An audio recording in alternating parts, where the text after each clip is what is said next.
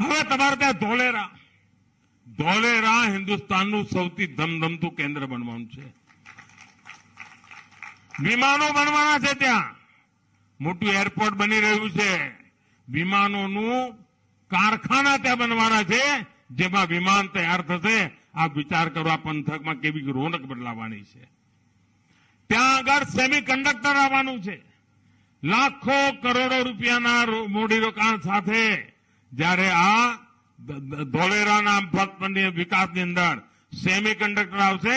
Semi conductor આવેલ એની સાથે તદ્દન બધી અનેક પ્રકારની આધુનિકમાં આધુનિક વ્યવસ્થાઓ આવતી હોય અને એના દ્વારા એનો વિકાસ થવાનો છે. એટલું જ નહીં, લોથલ આપણા બાજુમાં જ લોથલ હતું. ખાડા ખોદીને છોડી દીધું હતું. આવડી મોટી વિરાસત, એની ચિંતા નહોતી. લોથલની અંદર આપણે એક એવું મ્યુઝિયમ બનાવી રહ્યા છીએ, મેરીટાઈમ મ્યુઝિયમ.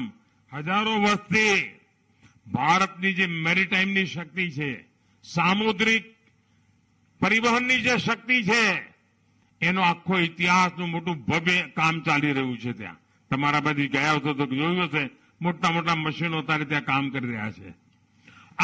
અત્યારે સ્ટેચ્યુ ઓફ યુનિટીનું જેટલું મહત્વ છે, એવું જ આ લોથલનું મહત્વ હું ઊભું કરવાનો છું. અને દુનિયાભરના યાત્રીઓ અહીંયા આવે, દુનિયાભરના આર્કિયોલોજીના અભ્યાસ કરનારા વિદ્યાર્થીઓ આવે, એવી સ્થિતિ લોથલમાં પેદા થવાની છે.